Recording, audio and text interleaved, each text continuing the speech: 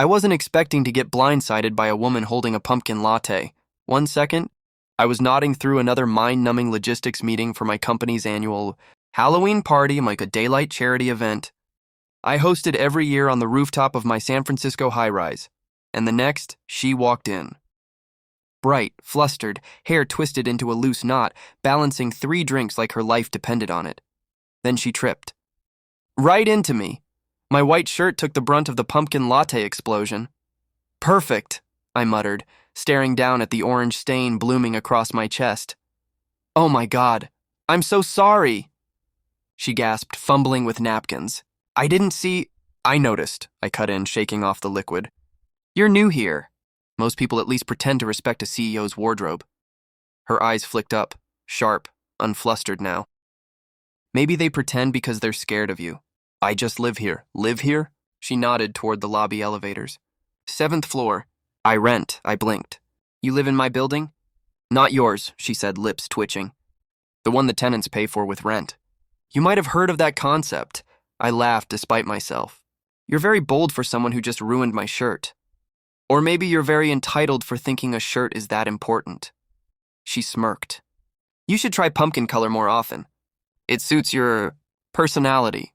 She walked away before I could respond. For the first time in a long while, I stood speechless in my own lobby. I should explain something. I'm not used to people knocking me off balance. I'm 28, CEO of Ellis Development Group, which in short owns half of downtown San Francisco. The Halloween party I was planning wasn't just for fun. It was branding, an elegant way to show the press how approachable I was. Every tenant, employee, and investor would be there, but that woman, the one with the pumpkin latte and attitude sharper than a merger contract, had just walked straight into my day, left a stain, and disappeared. I told myself she was irrelevant, except I saw her again. 3 days later, I was in the building courtyard where my team was setting up decorations, fake pumpkins, bright garlands, and glass panels gleaming in the afternoon light. When I heard her laugh, she was helping the volunteers hang orange ribbons around the garden fence. Same bun, same calm chaos around her. Only this time she was smiling. Something about it annoyed me. I told myself it was because she was blocking the setup area. But really, it was because everyone around her looked relaxed. I couldn't remember the last time people looked that way around me. I walked up, hands in my pockets. Careful. Wouldn't want to spill anything on me again. She turned, sunlight catching her eyes. You're still holding that grudge? I hold grudges longer than leases, I said. Good thing mine's only 6 months. She smiled. Not the polite kind. The one that dares you to say something clever. What's your name? I asked. Harper. Harper what? She raised an eyebrow. Why? You planning to send a cleaning bill? Maybe, I said. Or an invitation. Invitation to what? The Halloween party. The whole building's invited. Even the troublemakers. I wasn't planning to come, she said, tying another ribbon. Crowds aren't really my thing. That's a shame, I said, stepping closer. It's my favorite day of the year. You mean your favorite press opportunity of the year? I chuckled. You really don't like me, do you? I don't know you, she said simply. But I know your type. And what type is that? The kind that hides behind charm and money. The kind that doesn't notice the people who make the place run. Her tone wasn't harsh, just honest. And somehow it landed harder than any insult. For once, I didn't have a comeback. The morning of the party came too quickly. I'd approved every detail myself. Daylight event, rooftop view of the bay, live jazz band, gourmet food trucks, press photographers, the works. I was proud of it. It looked perfect, and yet, I couldn't stop scanning the crowd for one person. When she arrived, it wasn't dramatic. She just stepped out of the elevator in a simple white dress and a paper mask shaped like a fox. No sequins, no designer outfit, just sunlight and quiet confidence. She looked completely out of place and somehow like she belonged more than anyone else. I caught myself staring, and when she noticed, she laughed. What? Surprised I showed up? I'm surprised you own a dress, I said before I could stop myself. She grinned. You own too many. That back and forth rhythm between us started again, like we were sparring for fun now. You don't like parties, but you came anyway, I said, handing her a glass of sparkling water. She took it, Curiosity. Wanted to see what kind of man throws a Halloween party in daylight. The kind who likes to see people's faces, I said. Masks make things too easy. Her smile faded slightly, curiosity flickering in her eyes. You say that like you've worn a few. I have, I admitted quietly. Something shifted then, the noise of the crowd fading around us. For the first time, I wasn't performing. I was just talking. She asked about the charity, about my company, about what it was like being the guy everyone watches but no one really knows. Her questions weren't polite. They were sharp, real, and unsettling in the best way. At one point, she laughed and said, "You're not as cold as I thought." I shrugged. "Don't spread that rumor. It'll ruin my brand." She tilted her head. "Maybe your brand could use a little ruining." For someone I'd met by accident, she saw straight through the armor I'd built. And somehow I didn't mind. Halfway through the afternoon, the rooftop was full. Investors laughing near the buffet, tenants taking photos near the bay view. The whole event screamed success, and yet I couldn't shake the fact that I wanted to be anywhere but hosting. Specifically, standing next to Harper, who was leaning against the railing. Squinting at the sunlight, I joined her. "You look bored." "Just overwhelmed," she said. "Too many people pretending to have fun." "Welcome to my world." She looked at me, eyes softening. "Doesn't it get lonely?" That question hit harder than I expected. I wanted to say no, that I was fine, that I liked control, that this was who I was. But the truth slipped out instead. Every day, she studied me quietly for a moment. Then she said, "You don't have to stay that way." It was such a simple thing to say, but I felt it. Before I could respond, a group of reporters approached. My assistant whispered that the press wanted a few photos.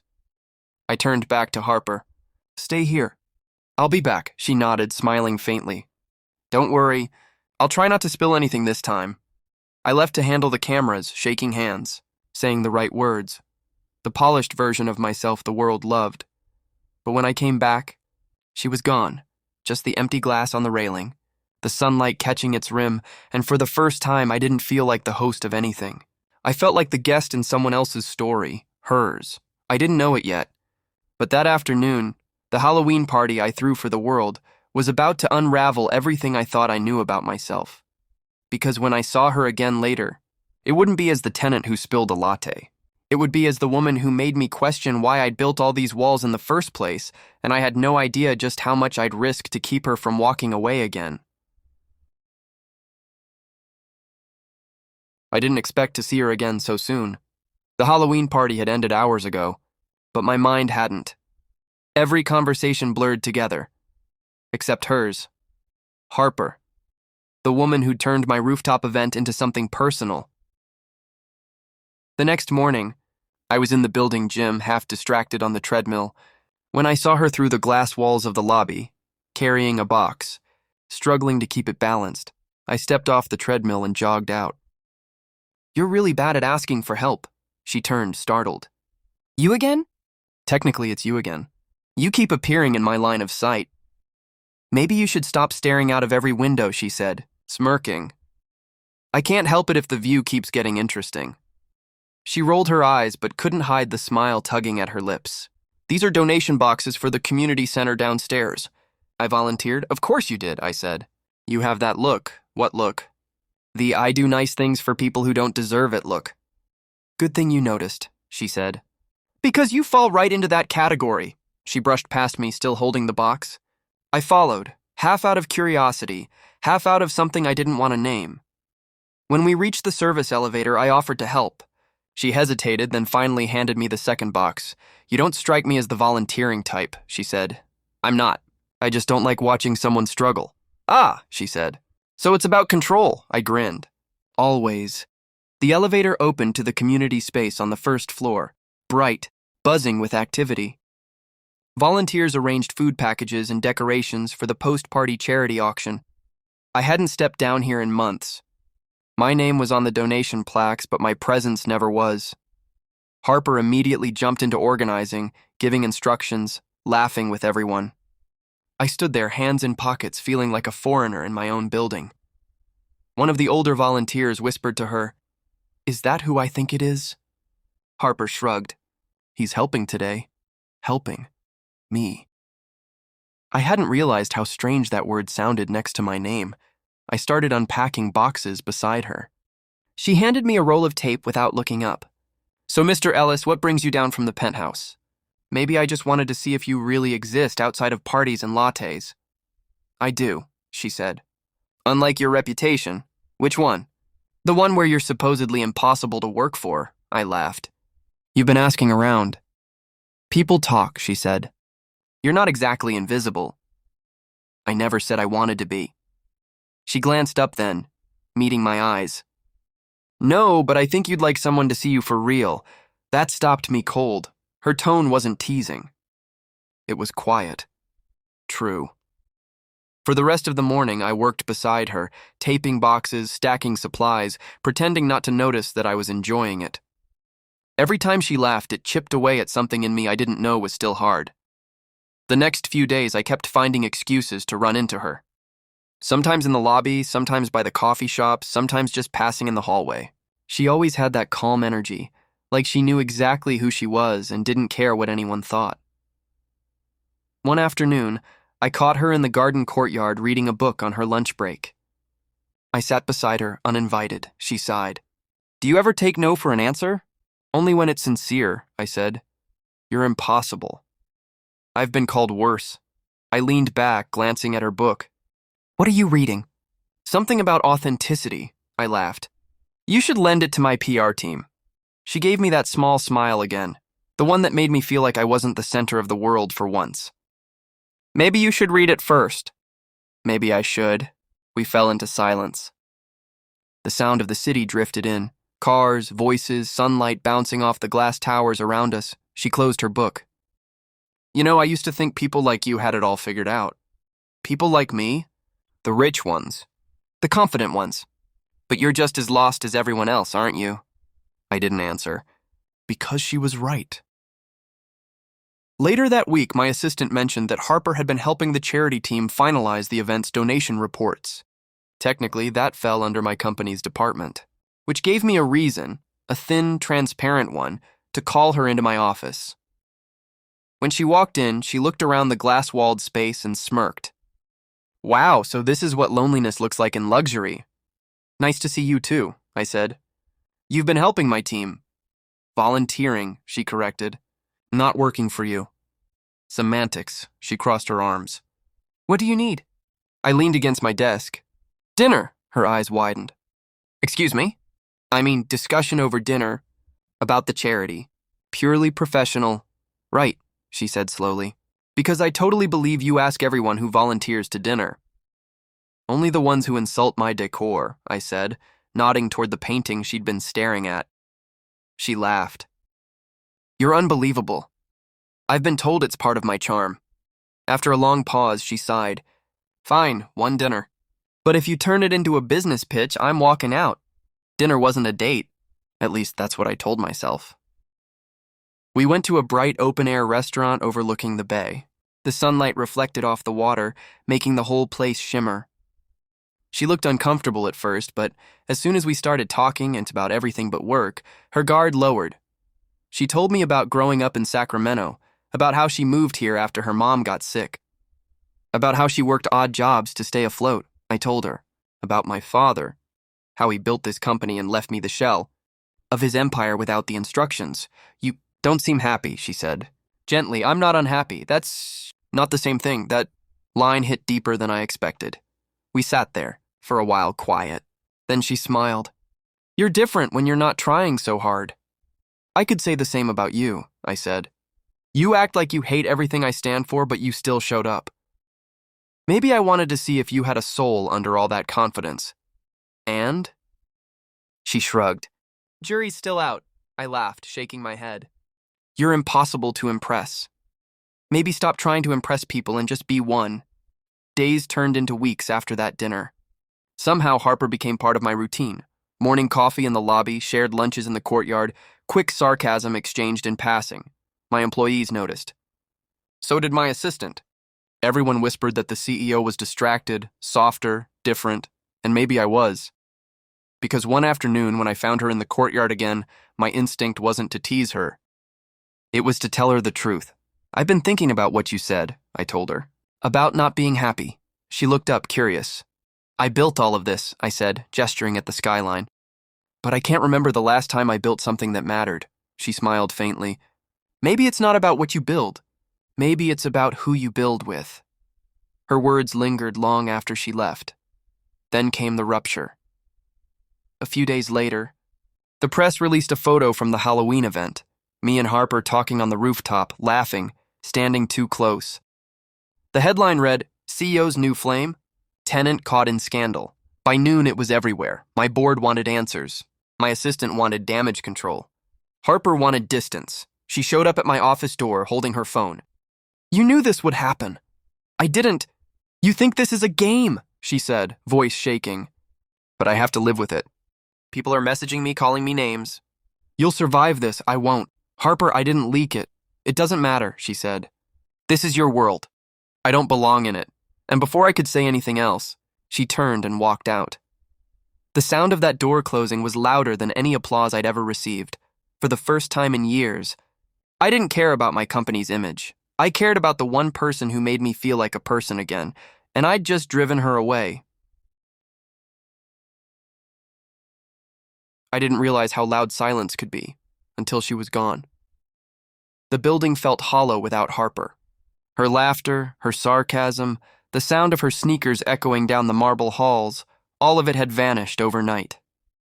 I'd spent years surrounding myself with noise, meetings, calls, parties, but this quiet, it was unbearable. The scandal hadn't faded.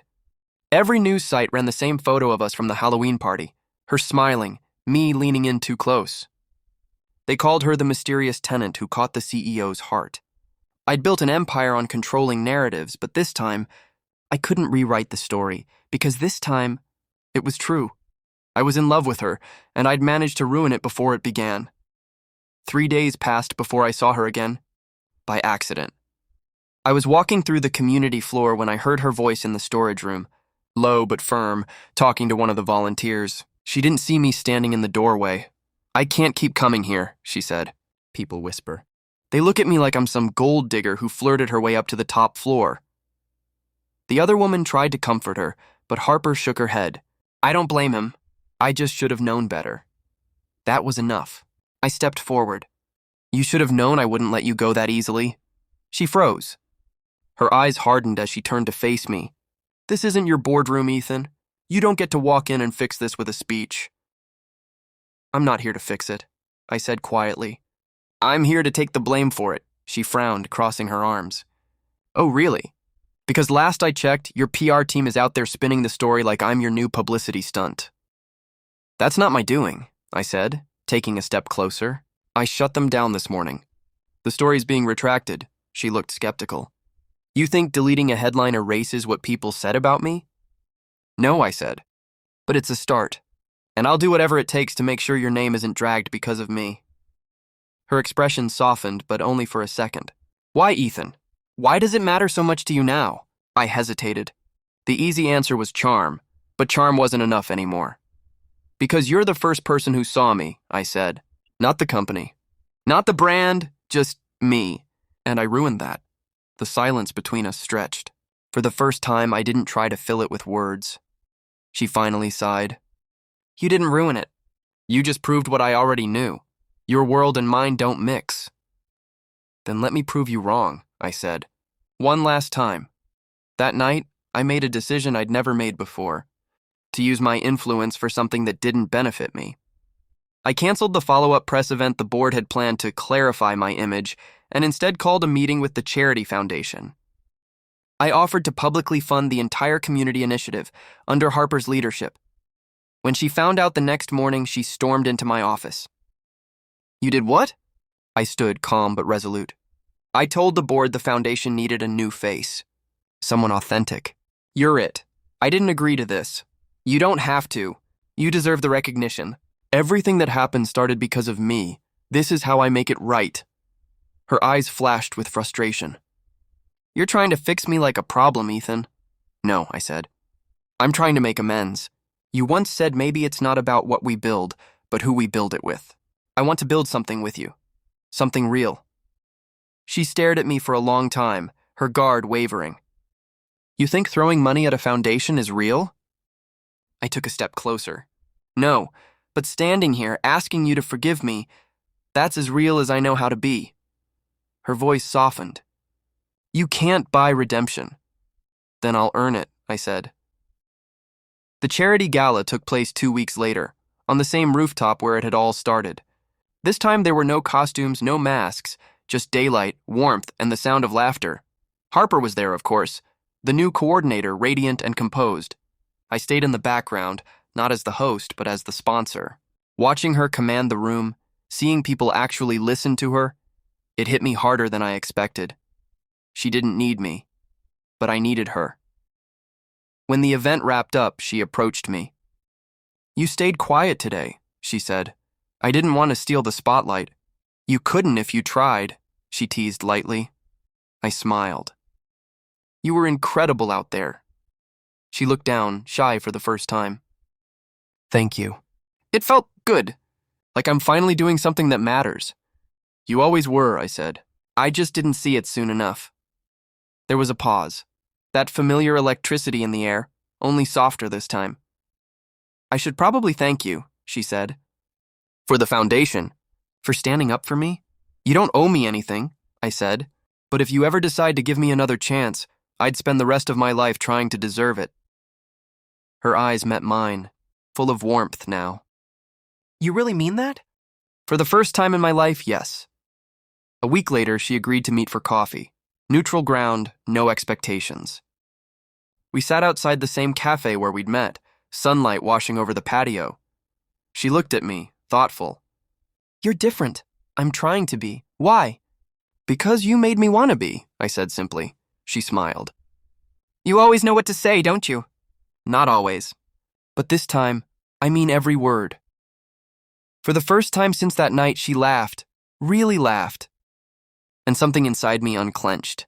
We talked for hours about everything and nothing. It wasn't romantic in the dramatic sense. It was easy, honest, steady, and when she finally stood to leave, she paused, leaned down and said softly, I still think you look ridiculous in that vampire suit. I grinned. I burned it. Good, she said, laughing as she walked away. Weeks passed and our lives began to overlap naturally, not forced, not hidden. She helped me rebuild the foundation's community projects, and I found myself showing up more, not because it was good PR, but because I wanted to see her in her element. I wasn't the same man anymore. The arrogance had cracks now, ones she'd carved open and filled with something better. One afternoon, as we finished setting up an outdoor event, she turned to me and said, You know, you're smiling a lot lately. Maybe because I finally have a reason to. She raised an eyebrow. Me? I shrugged, pretending to think. You and coffee. Mostly you, though. She rolled her eyes, laughing. You're impossible. And yet, I said, stepping closer, you keep showing up. She didn't pull away this time. Maybe I finally see what's underneath the suit. Careful, I said, smiling. You might actually start liking me. Don't push it, CEO. We both laughed, and for once it wasn't about power or reputation or damage control. It was just two people, imperfect, stubborn, real, finding something worth keeping. Months later, I hosted another rooftop event, this time in broad daylight. No theme, no costumes. Just celebration. Harper stood beside me, her hand brushing mine as we looked out at the California skyline. You know, I said, last year's party didn't go exactly as planned. She smirked. No regrets, though. None, I said. Because that night I fell for someone I didn't even know lived under my nose. She smiled. Guess the CEO finally learned how to look beyond the top floor. Guess he did. The music faded behind us, replaced by the sound of wind and sunlight. She turned, eyes soft. Happy Halloween, Ethan. Happy beginning. Harper. And for the first time, I didn't feel like the host of anything. I just felt home.